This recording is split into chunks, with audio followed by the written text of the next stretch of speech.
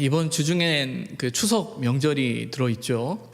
명절을 앞두다 보면 또 이런저런 인사들을 많이 하게 됩니다. 뭐 즐거운 또 풍성한 뭐 여러 가지 인사를 이제 할 수 있을 것 같은데, 이번 추석은 안전한 추석이 되도록 아마 인사를 해야 될 것 같아요. 우리가 오고 가는 걸음 또 여러 가지 계획들 속에 안전한 그런 추석이 되었으면 좋겠다라는 생각이 들고, 우리가 이 모든 노력과 또 수고를 하는 건 하루라도 빨리 또 이 현장에서 또 예배드리고 또 함께 은혜를 나눌 수 있는 그때 오기를 소망하는 마음으로 우리가 함께 하는 모든 수고라고 저는 생각합니다. 힘들지만 또 어렵지만 또 하나님의 은혜를 구하면서 저와 여러분이 애쓰는 그런 시간들이 되었으면 좋겠습니다.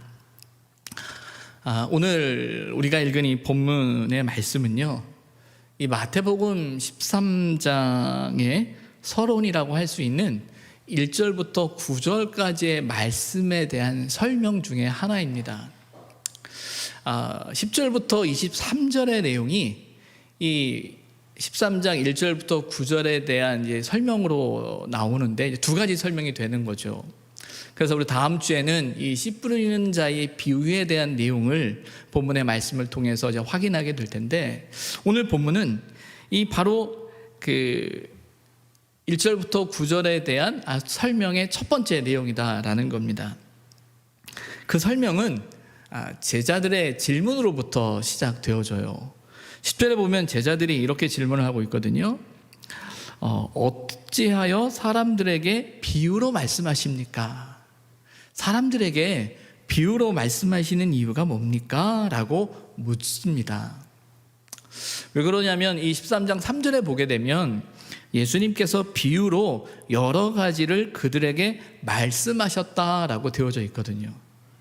마태복음 13장은 이 비유의 장이다라고 되어져 있어요. 그런 별명을 갖고 있습니다. 비유로 말씀을 하고 있는 거예요. 비유가 쉽게 전달되지는 않았던 것 같아요. 그래서 제자들이 왜 사람들에게 비유로 말씀하십니까? 라는 그 질문 속에는 이런 것이 있는 것 같아요. 사람들이 잘 못 알아듣는 것 같은데요? 라는 뜻도 있는 것 같습니다. 근데 그 말 속엔 그 뜻뿐만 아니라, 예수님, 오늘 당신이 말씀하신, 선생님이 말씀하신 그 비유의 이야기가 뭡니까? 라는 그 질문도 본문 말씀에 숨겨져 있는 것 같습니다. 예수님께서 비유를 사용하시는 이유 중에 하나는 사람들로 하여금 생각하게 하고자 하는 것이에요. 생각하게 하는 것이죠. 무엇을 생각해야 하는가라고 할 때, 하나님의 말씀 앞에서 자신을 돌아보게 하고 자신을 생각하게 하고자 하는 것이죠. 왜냐하면 사람이 변화되는 건 너 이렇게 해야 돼 라는 그 말 속에 변화되는 게 아니라, 왜 그렇게 해야 하는지에 대한 생각이 동의되어지고 또 그 마음에 감동이 되어질 때 사실은 변화의 걸음이 일어나는 거죠. 말만 한다고 해서 이렇게 저렇게 해야 말한다고 해서 다 되면 얼마나 좋습니까? 근데 사람은 그렇지 않은 것 같아요. 내 마음속에 뭔가 동의되어지는 어떤 그런 생각들, 깨달음이 필요한데, 그 깨달음을, 그 생각을 하고자 비유로 말씀하고 있는 거죠. 뿐만 아니라 예수님께서는 12장의 말씀을, 이제 12장을 지나면서 그 마음속에 깊은 고민이 있는 거예요. 그 고민 중에 하나는 뭐냐면, 바리새인들과의 그 갈등 속에 사람들이 잘 듣지 않는다라는 거죠. 13장을 시작하면서 1절 말씀을 보면 이런 표현이 나옵니다. 그날 예수께서 집에 나가사 바닷가에 앉으시매 라고 되어져 있어요. 어찌 보면 이제 새로운 장을 시작하면서 어떤 상황과 때에 대한 어떤 변화를 설명하는 것처럼 보여지는 도입 부분처럼 보여지지만, 이 속에는 이 앞선 12장과 비교했을 때 뭔가 예수님 마음에 그가 가지고 있는 어떤 고민들, 갈등들이 느껴집니다. 먼저 그날이라는 표현이 나와요. 그날이라는 표현이. 이 그날이 어떤 날인가라고 할 때 영어 성경에 보게 되면 뭐라고 되어 있냐면 the same day라고 되어 있어요. 뭐냐면 그날과 같은 날, 그 똑같은 날이라는 말이에요. 이 똑같은 날이다라는 개념은 어떤 거냐면 앞선 12장의 내용이잖아요. 우리가 12장의 말씀을 계속 읽어 내려왔는데 그 12장 하면 여러분 뭐가 떠오릅니까? 바리새인과 예수님의 그 갈등의 이야기들, 깨닫지 못하는 바리새인들이 고집스럽게 비춰지는 그 모습들, 또 그로 인해서 비춰진 어떤 갈등들의 느낌들이 있잖아요. 또 12장을 마무리하면서 그 가족들, 어머니와 형제들이 예수님을 찾아오는 그 걸음 속에 뭔가 예수님의 그 사역의 자리를 다 이해하지 못하는 가족조차도 그들 예수님을 온전히 알지 못하는 듯한 그 분위기 속에서 느껴지는 예수님의 고민이 있는 그때라는 거죠. 그날에. 근데 바로 그때 집에서 나가사라고 되어 있어요. 집에서 나가사. 앞선 그 12장의 배경 중에 하나는 뭐냐면 회당이라는 곳입니다. 유대인들이 모여있는 회당에 가서 그곳에서 말씀을 전하고 성경을 읽어갈 때 이 바리새인들과 그 안식일 상황에서 부딪히는 갈등들을 우리가 보았잖아요. 그리고 또 이제 어머니와 동생들이 자신을 부르러 오고 하는 그 과정 안에서 아마 그 집이 정확하게 어느 집을 가리키는지는 모르겠으나 아마도 그 갈등의 현장과 상황 가운데 있는 그 공간인 것 같습니다. 근데 중요한 건 그 공간에서 나가셨다라고 되어져 있어요. 나가셨다. 그리고 그가 바닷가에 앉으셨다라고 되어져 있죠. 앞선 12장과는 이제 분위기가 좀 달라지는 겁니다. 갈등의 현장, 갈등의 공간, 갈등의 사람들이 아닌 다른 공간 속에서 어떤 면에서 인간적으로는 깊은 한숨을 내쉬면서 그 마음속에 밀려오는 어떤 심적인 부담들을 그 바다를 바라보면서 잠시 숨을 돌리는 그 상황처럼 느껴지죠. 멀리 바다를 바라보면서 이 갈릴리 호수를 바라보면서 이 게네사렛 호수를 이렇게 바라보면서 마음에 뭔가 이렇게 한숨과 함께 뭔가 이 마음을 이렇게 전환하고자 하는 어떤 그런 노력이 보이죠. 그러나 여전히 예수님의 마음속에 갖는 답답함이 있음을 압니다. 사람들이 하나님의 말씀을 깨닫지 못하는 거죠. 무엇보다 전혀 몰라서 그러면 모르겠는데 나름대로 안다라고 이야기하고 있는 거거든요. 하나님의 뜻이 이것이다 라는 그 상황 속에서 부딪히는 갈등 속에서 예수님의 그 답답함이, 그 속상함이 여전히 묻어나고 있는 상황이라는 거예요. 바닷가에 나오셨다는 이야기를 듣고 많은 사람들이, 큰 무리들이 모이기 시작합니다. 그리고 그들을 향해 예수님께서 다시 말씀하기 시작하는 거예요. 근데 그 말씀하시는 상황 속에서 전에는 앞선 그 12장 50절에 나온 것처럼 하늘에 계신 내 아버지의 뜻대로 해라 라는 어떤 그런 메시지보다는, 그런 어떤 직선적인 메시지보다는 이제는 그들로 하여금 생각하게 하는 이야기들로 하나씩 풀어가기 시작하는 거예요. 어떤 면에서는 그들이 듣지 않은 것에 대한 조급함이 있었을지도 모르겠어요. 그 답답함으로 인해서 조급한 마음이 밀려들어 어찌 보면 왜 듣지 못하느냐라고 하면서 그 자신의 감정에 휘둘려 사람들을 선동하고 싶은 인간적인 마음도 있었을지 모르겠어요. 그러나 예수님은 그러지 않으셨죠. 그 감정을 추스리고 자신이 감당해야 할 사명 앞에서, 또 무엇보다 사람들이 들어야 할 그 말씀 앞에서 그는 찬찬히 그 말씀을 하기 시작하신 거예요. 그리고 그들에게 하나씩 비유를 통해서 그들이 생각해야 할 것, 그들이 들어야 할 것이 무엇인지 말씀하고 계시는 거예요. 어떤 면에서 이제는 인정하고 계시는 게 하나 있어요. 모두가 깨달을 수는 없다라는 거예요. 그러면서 13장 9절에 보면 이런 표현이 나와요. 귀 있는 자는 들으라 라고 말하고 있죠. 귀 있는 자는 들어라 라고 말씀하고 있습니다. 제자들이 왜 비유로 말씀하십니까? 라는 그 질문 앞에서 11절에 보면 예수님은 이렇게 말씀하십니다. 천국의 비밀이 제한되어져 있다. 오늘 본문에 보면 천국의 비밀을 아는 것이 너희에게는 허락되었으나 그들에게는 아니 되었다라고 되어져 있거든요. 여기서 말하는 너희라고 이야기하고 있는 것은 아마 제자들인 것 같아요. 그리고 예수님을 따르는 몇몇 사람들일 것 같아요. 너희들에게는 허락되어진 일이지만 많은 사람들에게는 숨겨진 일이다라고 이야기하고 있어요. 예수님의 말씀의 핵심, 특별히 이 13장이 비유의 장이라고 이야기하고 있는데, 그 비유의 가장 큰 중심의 주제는 뭐냐면 천국에 대한 이야기입니다. 예수님은 천국에 대한 말씀을 하고 계시는 거거든요. 그래서 천국을 많은 비유를 통해서 이야기를 하고 계시는데, 그 천국에 대한 이야기가 모두에게 열려져 있지는 않다라고 이야기하시는 거예요. 이것이 비유를 사용하시는 또 다른 이유가 되는 거예요. 비유에는 두 가지 특징이 있습니다. 하나는 계시하는 특징이 있고요, 또 하나는 숨기는 특징이 있다는 거예요. 계시하는 특징이다라는 말은 어떤 거냐면, 그 비유의 이야기를 들었을 때 그 비유의 이야기에 숨겨진 이면에 대한 이해를 갖는 거예요. 그 이면에 숨겨진 이해를 가질 때 깨달음이 주어지는 거죠.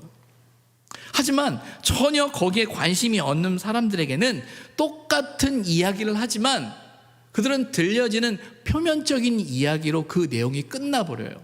그래서 똑같은 이야기를 하고 있는데 어떤 사람들에게는 그 이야기 속에 숨겨진 비밀을 깨닫게 되어지고 계시를 알게 되어지는 그 은혜가 있다면, 어떤 사람들에게는 그것을 듣지 못하는 일이 나타나고 있는 거죠. 그래서 예수님께서 비유로 너희에게 말한다, 그들에게 말한다라는 것은 이 천국에 대한 이야기가 제한되어져 있다라고 이야기하고 있는 거예요. 그러면서 12절에 이런 표현이 나오거든요. 무릇 있는 자는 넉넉하게 되고 없는 자는 그 있는 것도 빼앗길 것이다 라고 되어져 있어요. 어찌 보면 이게 부익부 빈익빈이라는 어떤 그런 개념처럼 들려질지 모르겠습니다. 그러나 본문의 말씀은 부익부 빈익빈의 문제가 아니에요. 이거죠. 우리가 하나님의 말씀에 대한 깨달음을 갖고 말씀 앞에 겸손히 선 이들에게는 계속적인 하나님의 말씀에 대한 깨달음의 은혜가 있는 거예요. 믿음 가운데 서 있는 이가에게 주어지는 그 은혜가 있는 거죠. 어찌 보면 스스로의 지혜와 지식은 부족하다 할지라도 하나님의 말씀 앞에서 겸손히 서 있는 심령들 가운데 하나님께서 때를 따라 깨닫게 하시는 그 은혜들이 있어요. 교우들과 대화를 나누고 교우들과 신앙적인 부분에 대해서 함께 고민하다 보면은 어찌 보면 인간적인 그들의 수준과 상황의 문제가 아니라 하나님 앞에 어떤 마음으로 서느냐라고 할 때 하나님 앞에 두렵고 떨리고 순종하는 마음으로 서는 이들 가운데 하나님께서 끊임없이 깨닫게 하시고 알게 하시는 그 풍성한 은혜를 누리고 있음을 보게 돼요. 근데 또 한편으로는 죄송하지만 무언가 안다라고 생각하는 사람들에게는 무언가 안다라고 말하고 있는데 그 알매 한계가 있는 거죠. 알고 싶은 것만, 보고 싶은 것만, 듣고 싶은 것만 듣는 어떤 그런 모습을 보다가 어느 순간엔 어떤 시험이 닥치고 어려움이 닥쳤을 때 그나마 가지고 있던 그 믿음조차도 잃어버리는 모습을 보게 되는 거예요. 오늘 이 특송 불렀던 이 나라는, 이게 제목이 나 맞죠? 나라는 이 복음성가로 알고 있는데, 사실은 뭐 아무것도 없는, 나 가진 재물 없고 나 건강도 없다라는 그 고백이 우리에게 주어지는 현실이지만 은혜를 입은 자가는 그 가운데서 하나님을 보는 거거든요. 하나님을 알게 되는 거거든요. 그럴 때 누리는 풍성함의 은혜가 있는 거죠. 그러나 하나님의 은혜를 경험하지 못하는 이에게는 자신이 하나님을 믿는다라고 말하면서도 하나님 앞에 온전히 그 마음이 열려져 있지 않을 때는 그나마 가진 것조차도 빼앗겨버리는 그 안타까움에 이르게 된다라고 말씀하고 계시는 거예요. 그런데 여전히 13절부터 15절의 말씀이 중요합니다. 이 말씀에는 왜 그러면은 사람들이 깨닫지 못하느냐, 알지 못하느냐인 거예요. 아마도 이 13절과 15절의 말씀 안에서는 예수님의 답답함이 묻어납니다. 비유로 이야기하면서 사람들이 깨닫기를 바라지만 그러나 사람들이 알지 못하는 그 이유에 대해서 이야기하고 있죠. 13절에 이렇게 이야기합니다. 그들이 보아도 보지 못하며 들어도 듣지 못하며 깨닫지 못한다. 보는데 보지 못한다, 듣는데 듣지 못한다, 그리고 깨닫지 못한다 라고 이야기하고 있는 거예요. 이 말은 뭐겠어요? 비유라는 것이 무언가를 숨기고 가린 것처럼 보여지지만 사실은 예수님의 마음은 다 보여진 거예요. 다 알려진 거예요. 다 들려진 거예요. 그들이 보았어요. 다 들었어요. 근데 문제는 그들이 보아도 보지 못하고 들어도 듣지 못하는 그 안타까운 모습 앞에 서 있는 거죠. 그런데 그 마음을 더 잘 표현하고 있는 것이 14절과 15절이에요. 근데 14절과 15절의 말씀은 이사야의 예언이 완성되어졌다, 성취되어졌다라고 되어져 있는데, 이 말은 이사야서 6장 9절과 10절의 말씀을 그대로 인용한 말씀이거든요. 그래서 본문에 대한 이해 전에 이 이사야 6장이 어떤 장이냐면 하나님께서 이사야 선지자를 부르신 장면이에요. 이사야 선지자가 하나님 앞에서 내 입술이 부정합니다, 내가 하나님 앞에 죄인입니다 라고 고백할 때 하나님께서 이사야 선지자를 불러 세우시고 그에게 사명을 주세요. 그에게 소명을 주고 계시는 거죠. 근데 이사야서를 우리가 함께 또 밤기도회를 통해서, 새벽기도회를 통해서 우리가 쭉 읽어 내려와서 아시겠지만, 이사야 앞부분, 특별히 6장까지의 5장까지의 말씀은 뭐냐면 유대인들이 하나님 앞에 얼마나 고집스럽고 하나님을 떠나 있었는지를 이야기하고 있거든요. 이게 이사야서의 서론이에요. 그래서 이사야 1장에 보게 되면 이런 표현이 나와요. 내가 자식을 양육하였거늘 그들이 나를 거역하였다. 하나님께서 유대인들을, 이스라엘 백성들을 내 자식처럼 그들을 양육했는데 부모된 하나님을 그들이 거역했다라고 말하고 있어요. 그러면서 이런 표현을 쓰죠. 3절에는, 이사야서 1장 3절인데, 소는 그 임자를 알고 나귀는 그 주인의 구유를 알건만은 이스라엘은 알지 못하고 나의 백성은 깨닫지 못하는도다. 소도 소의 임자를 알고 나귀도 그 주인의 구유를 아는데 이스라엘은 알지 못한다, 깨닫지 못한다 라는 그 말씀이 이사야의 말씀이거든요. 탄식이죠. 그래서 이 오늘 본문에 나오는 14절과 15절에 나오는 이 이사야의 예언의 말씀을 인용하고 있는 건 단지 글자를 인용한 게 아니고요, 그 내용을, 그 상황을, 그 분위기를, 그 느낌을 인용하고 계시는 거예요. 이사야 선지자의 그 탄식을 인용하면서 주님의 탄식이 묻어나고 있는 거죠. 똑같이 이렇게 말합니다. 너희가 듣기는 들어도 깨닫지 못할 것이요 보기는 보아도 알지 못하리라.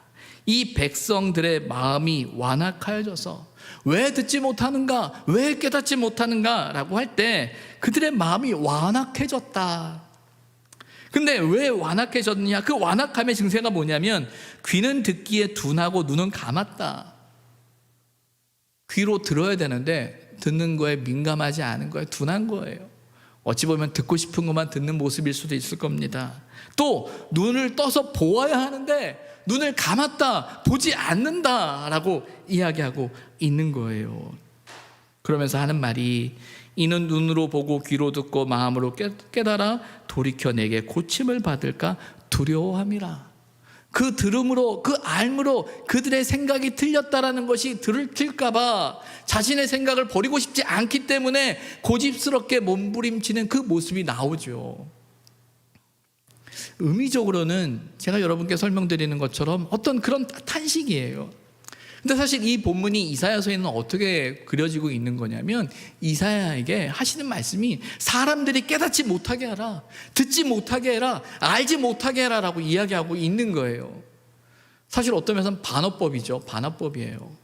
알아야 하는데, 깨달아야 하는데 그들이 알지 않는다라는 거예요. 깨닫지 못한다라는 거예요. 그들의 완악함 때문에, 그들의 고집스러움 때문에 깨닫지 못하고 알지 못하는 그들의 마음에 대한 하나님의 탄식이죠. 탄식이죠. 안타까움인 거예요. 안타까움인 거예요. 사람이 종종 미련하고 고집스러울 때가 있어요. 그 이유 중에 하나는 내 생각이 맞다라는 거거든요. 이래야 되는 게 맞아라는 그 확신이 강하면 강할수록 그렇게 되는 것 같아요. 요즘 이 코로나 시대를 이렇게 살아가다 보니까 가족들이 다 집에 있잖아요. 다 집에 있다 보니까 이제 슬슬 집 안에서의 불편함을 느끼는 거예요. 불편함을 느낀다는 건 뭐냐면, 예전에는 그대로 다 있었던 것에 익숙해서 살아가고 아침에 눈 뜨면 또 학교를 가거나 다른 곳에 가다 보니까 집에 머무는 시간이 이제 밤에 잠만 자거나 하는 시간만 있었었는데 이제는 아니거든요. 이제 그러다 보니까 집안의 구조에 대한 불편함을 느끼기 시작하는 거예요. 저희 집에도 그런 증세가 나타나기 시작했어요. 작은 애가 늘 형이랑 같이 방을 쓰고 책상을 같이 쓰다가 자기는 이제 안 되겠대요. 자기 책상 빼달라고, 따로 있어야 되겠다고, 형이랑 못 있겠다고 라는 말은 안 했어요. 이건 방송으로 나가면 안 될 것 같은데. 하여튼 그러면서 이제 하다가 지난주에 그래 한번 해보자 라고 하면서 대대적으로 책상도 옮기고 이렇게 막 이렇게 일을 하게 됐어요. 아마 이런 풍경은 저희 집만의 풍경이 아닐 것 같아요. 아마 교우들, 우리 권사님, 집사님들도 집에서 아마 짐 많이 옮겼을 것 같다는 생각을 제가 해보게 됩니다. 아마도. 이제 그렇게 막 옮기다가 이제 큰 녀석이 자기 방에 있는 책장이 여러 개가 있었는데, 지금 우리가 전에 있던 상황은 저희가 부임하면서 이사할 때 이제 그때 막 그렇게 다 정리를 했던 거거든요. 그때 나름대로 고민 많이 해서 이건 이렇게 배치하고 저건 저렇게 배치하자라고 해서 제 나름대로는 확신을 가지고 다 배치를 해놓은 거예요. 가장 효율적이라고 생각하고. 근데 큰 녀석이 자기 방에 있는 큰 책장, 아빠 이거 빼달라고. 근데 제가 볼 때는 그거 빼면 안 되거든요. 그거 빼면 안 된다라는 생각을 갖는데 얘는 빼달라는 거예요. 고집스럽게. 그래서 화를 내다가 그래 한번 빼보자. 뺐어요. 뺐더니 좋더라고요. 그런 생각을 갖는 거예요. 맞아, 내가 맞다라고 생각하고 내가 고집스럽게 생각하는 그 생각이 늘 맞을 수 없거든요. 근데 그런 갈등이 부딪히다 보면 어떤 생각을 갖냐면, 정말 그게 더 좋으냐 나쁘냐의 문제가 아니라 내 생각이 맞는데 라는 그 생각에 사로잡혀서 그 선택의 결과에 대해서 생각하지 않는 거예요. 그러다 보면 내 생각이 맞아 라는 그 생각을 붙들기 시작하면 고집스러워지는 거죠. 그리고 그 고집을 갖다 보면 다른 사람이 아무리 좋은 이야기를 해도 들리지 않는 거예요. 나와 상관이 없는 거예요. 어찌 보면 본문에 나오는 말이 그런 말일 거예요. 내게 고침을 받을까 두려워함이라 라는 그 말 속엔 하나님의 말씀을 보고 듣고 깨달음으로 내가 변화되어져야 한다라는 그 하나님의 말씀 앞에서, 아니요 하나님, 내 생각이 맞아요, 내 경험이 맞고요, 내 뜻이 맞아요 라는 그런 고집스러운 그 모습이 보이는 거죠. 그것이 깨닫지 못하게 하는, 알지 못하게 하는 거다라고 말씀하고 계시는 거예요. 그러면서 이어지는 16절과 17절에 16절 이렇게 이야기하죠. 그러나 너희 눈은 봄으로 너희 귀는 들음으로 복이 있도다 라고 말하고 있어요. 누구에게 말하는 거죠? 제자들에게 이야기하는 거예요. 너희는 보기 때문에, 너희는 듣기 때문에 복이 있다. 뭘 보는 겁니까? 무엇을 듣는 겁니까? 이어지는 17절에 이렇게 이야기합니다. 내가 진실로 너희에게 이르노니 많은 선지자와 의인이 너희가 보는 것들을 보고자 하여도 보지 못하였고 너희가 듣는 것들을 듣고자 하여도 듣지 못하였다. 앞선 구약에 나오는 많은 선지자들과 믿음의 사람들이 이것을 보고자 했지만 보지 못했다. 하지만 너희는 보고 있다, 듣고 있다. 누구를요? 무엇을요? 예수님이죠. 예수님의 말씀이죠. 예수님은 구약의 예언의 성취자이십니다. 구약에 많은 사건과 이적들이 있어요. 출애굽의 사건, 다윗의 이야기, 모세의 이야기, 아브라함의 이야기, 또 성전을 짓는 솔로몬의 이야기, 많은 이야기들을 보면서 하나님의 역사와 하나님의 일하심에 대한 드라마틱한 그 사건들을 우리는 구약의 이야기들을 보죠. 그러나 궁극적으로 선지자들이, 그 많은 의인들이 가지고 있었던 소망은 하나님의 이루실 예언의 성취였거든요. 그러면 그 예언의 성취의 완성이 누굽니까? 예수 그리스도인 거예요. 그리스도의 오심은 그 예언의 성취요, 예언의 완성이었어요. 그런데 그 예수님이 누구 앞에 있는 겁니까? 제자들 앞에 있는 거예요. 그러면서 예수님이 말씀하시는 거죠. 너희가 보는 것이, 너희가 듣는 것이 복이다라고 말씀하고 있어요. 오늘 말씀의 제목이 봄으로 들음으로 복이 있도다예요. 근데 이 말씀의 제목을 이 본문으로 이렇게 정하고 또 이렇게 말씀을 묵상하면서 제 스스로에게 질문을 던졌어요. 보는 게 정말 복이야? 듣는 게 정말 복이야? 라는 거예요. 어찌 보면 제 마음속에 갖는 어떤 확신과 흔들림 없는 그 마음속에 맞아요, 복이에요 라고 말해야 된다라는 어떤 머리는 작용하는 것 같은데 내 가슴은 좀 덜 움직이는 듯한 느낌이 드는 거예요. 그러면서 질문하게 되죠. 예수님께서 제자들에게 너희가 나를 보는 것이, 내 말을 듣는 것이, 너희가 내 앞에 따르는 것이 복이야 라고 할 때 제자들이 정말 그게 복인 줄 알았을까라는 거예요. 우리가 아는 것처럼 제자들은 예수님이 걸어가셔야 했던 그 사명의 자리, 죽음의 자리, 십자가의 자리 앞에서 도망쳤던 사람이잖아요.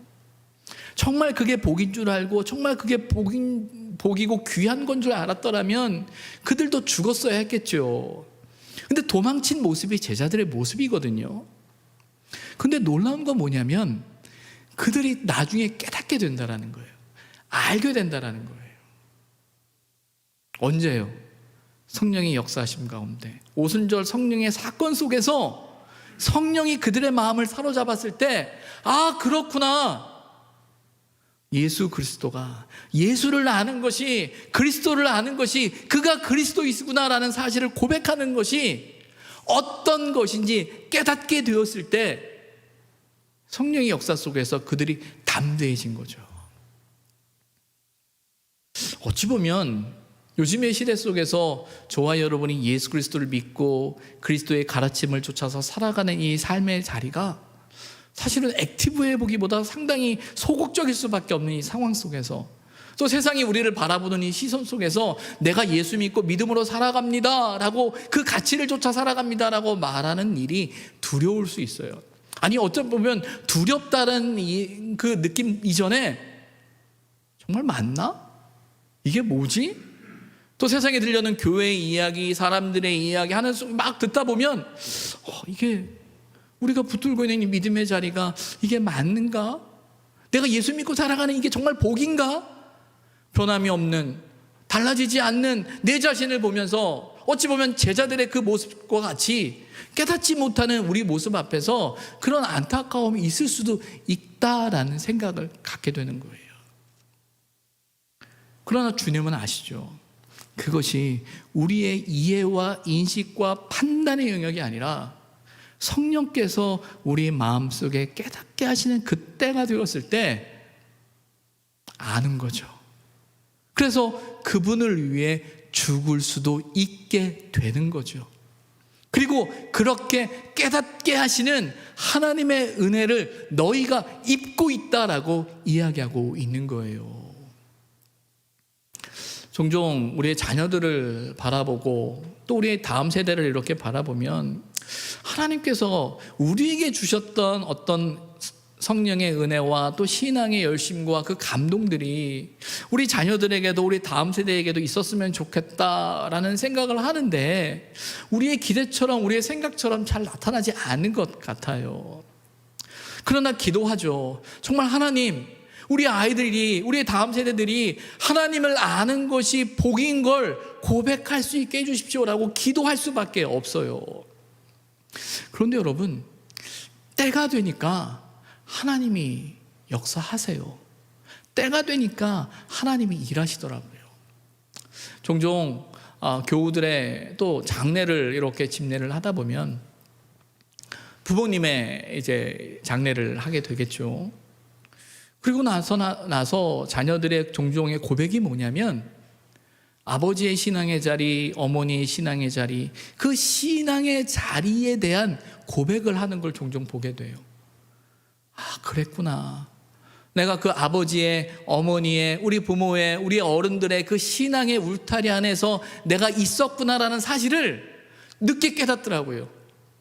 인간적인 마음으로는 살아계실 때 알게 되고 경험하게 되고 그렇게 하면 얼마나 좋겠어요. 그러나 우리의 고집은 그게 잘 안 되는 것 같아요. 근데 분명한 건 하나님이 때가 되매 알게 하시더라고요. 그게 복이었다라는 사실을. 그리고 그 복을 우리가 지금 누리고 있다라는 그 사실을 깨닫게 하는 거예요. 오늘 저와 여러분의 신앙의 자리, 삶의 자리는 사실은 여러분 우리가 예수님을 아는 게 복입니다, 하나님의 말씀을 듣는 게 복입니다 라고 할 때 우리 마음에 100% 동의가 되지 않을 수도 있어요.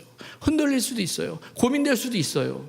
그러나 분명한 건, 우리가 붙들어야 하는 건 하나님을 아는 그 은혜, 그 복으로 우리는 오늘을 살아가야 한다라는 거예요.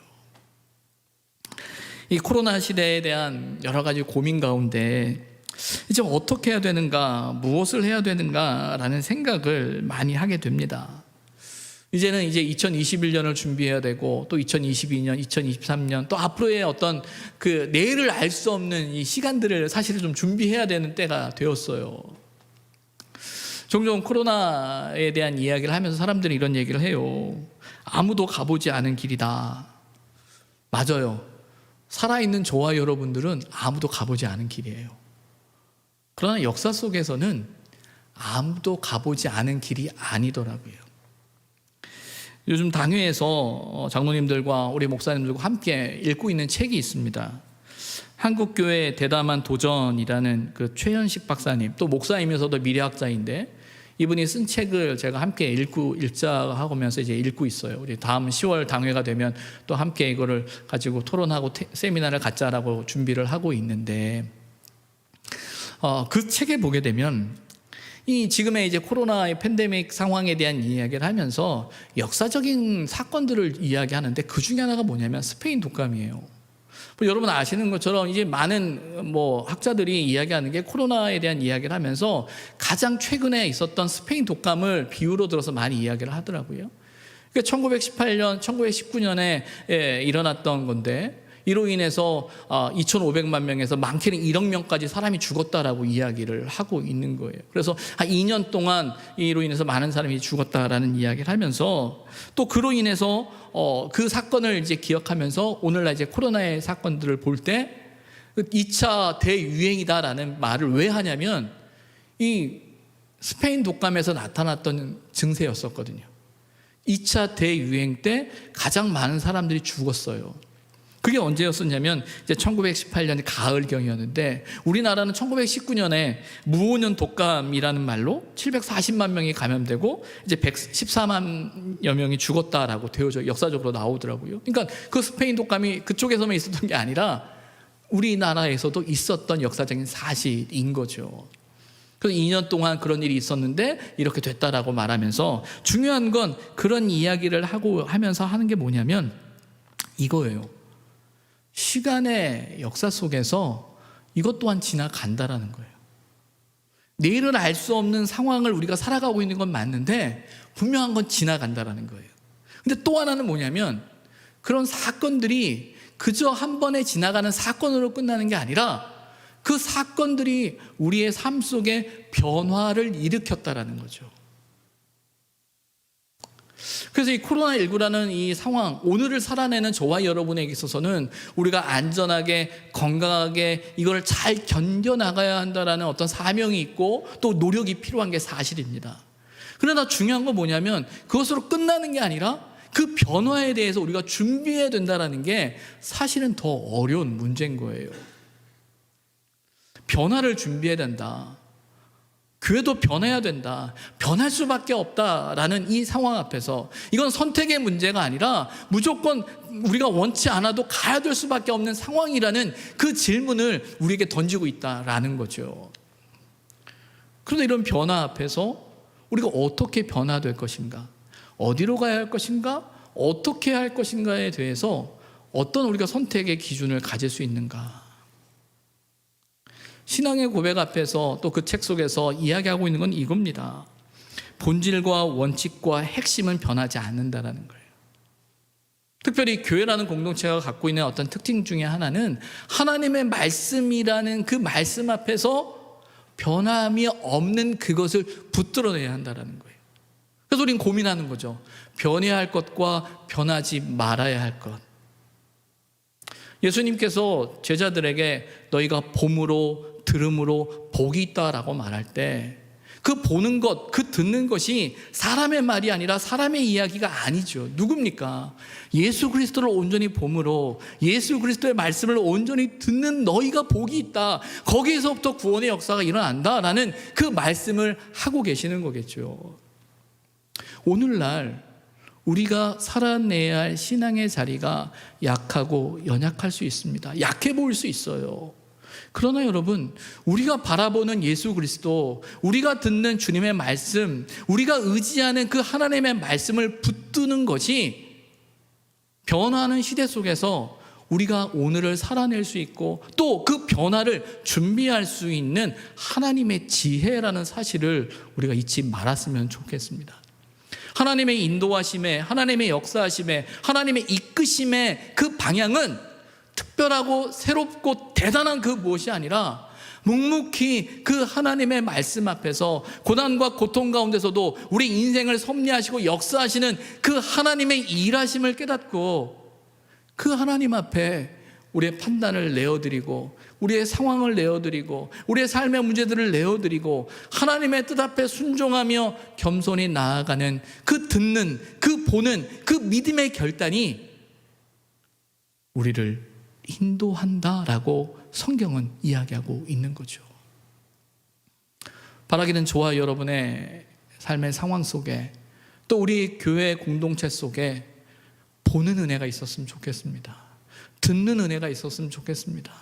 하나님의 말씀에 더 집중하고 하나님의 뜻 앞에 집중하고 하나님의 말씀 앞에서 우리가 같은 마음으로 설 때 지금은 힘들고 어려운 삶의 상황이지만 이 상황이 지나 우리가 다시 설 그 자리가 흔들림 없이 주님이 원하시는 바로 그 자리이기를 소망합니다. 하나님께서 저와 여러분 가운데 우리 공동체 가운데 그 은혜를 주시기를 바랍니다. 기도하겠습니다.